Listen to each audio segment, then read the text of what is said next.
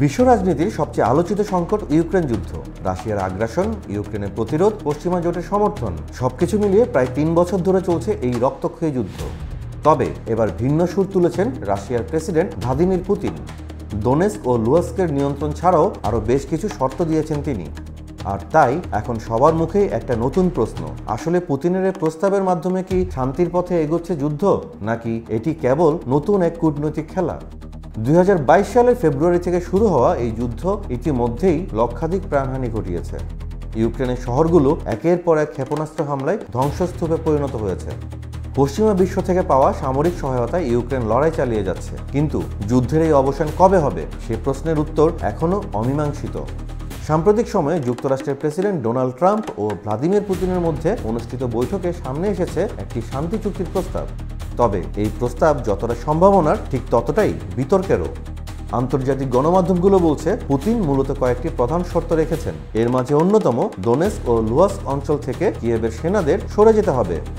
এর বিনিময়ে Russia Kherson ও জাপোরিজজিয়া অঞ্চলে সামরিক স্থিতিশীলতা বজায় রাখার প্রতিশ্রুতি দিয়েছে। এর পাশাপাশি ইউক্রেনকে ন্যাটো জোটে যোগ না দেওয়ার নিশ্চয়তা দেওয়ার বিষয়েও শর্ত দিয়েছে রাশিয়া। এছাড়াও ইউক্রেনের ভেতর রুশ ভাষার মর্যাদা এবং রুশ অর্থোডক্স গির্জার স্বাধীন কার্যক্রম নিশ্চিত করার শর্তও দিয়েছে রাশিয়া। এর পাশাপাশি রাশিয়ার উপর আরোপিত কিছু আন্তর্জাতিক নিষেধাজ্ঞা প্রত্যাহারের ইঙ্গিতও দিয়েছেন পুতিন। সবচেয়ে বড় বিষয় হলো পুতিন স্পষ্ট জানিয়েছেন, সম্পূর্ণ সমঝোতা না হলে কোনো যুদ্ধবিরতি হবে না। বিশ্লেষকরা এখন ভাবছেন, তবে এমন পরিস্থিতিতে আসলে ডোনাল্ড ট্রাম্পের ভূমিকা কী?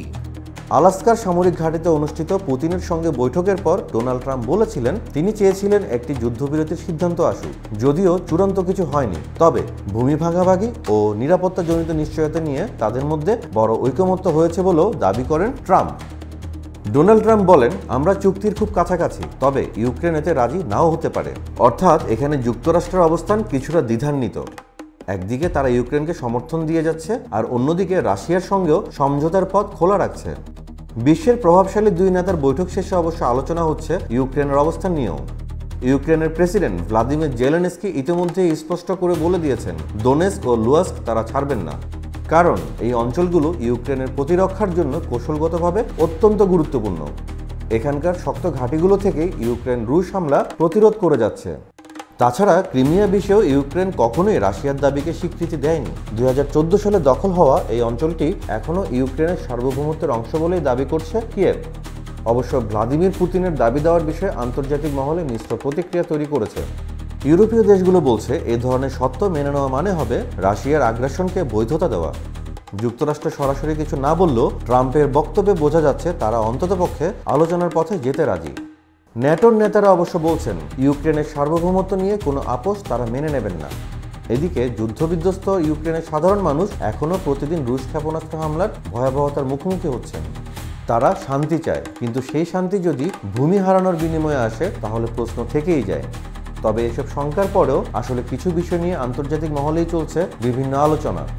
এর মাঝে নতুনভাবে চলছে বিশ্লেষণ ও এই সব প্রস্তাবনার সম্ভাবনা নিয়েও চলছে তুমুল আলাপ। কারণ এই প্রস্তাব আসলে কি চূড়ান্ত শর্ত নাকি আলোচনার সূচনা পর্ব, এটা এখনো পরিষ্কার নয়। তবে কয়েকটি বিষয় স্পষ্ট, পুতিন চান যুদ্ধক্ষেত্রে অর্জিত সাফল্যকে রাজনৈতিকভাবে স্থায়ী করতে। এর পাশাপাশি পশ্চিমা দেশগুলো বিভক্ত হয়ে পড়লে রাশিয়াই লাভবান হবে। ইউক্রেন বর্তমানে কঠিন অবস্থানে রয়েছে, কারণ দীর্ঘমেয়াদী যুদ্ধ তাদের অর্থনীতি ও প্রতিরক্ষা দুইটাই দুর্বল করে দিচ্ছে। তবে বিশ্লেষকরা মনে করছেন পুতিনের প্রস্তাব যদি বাস্তবায়ন হয় তাহলে পূর্ব ইউরোপের ভূরাজনীতিতে বড় পরিবর্তন আসতে পারে। রাশিয়া ইউক্রেন যুদ্ধ থামাতে চাইছে সবাই, কিন্তু সেই থামার পথ কোন দিকে যাবে? ভূমি ছাড় দিয়ে কি শান্তি সম্ভব, নাকি প্রতিরোধী একমাত্র উপায়?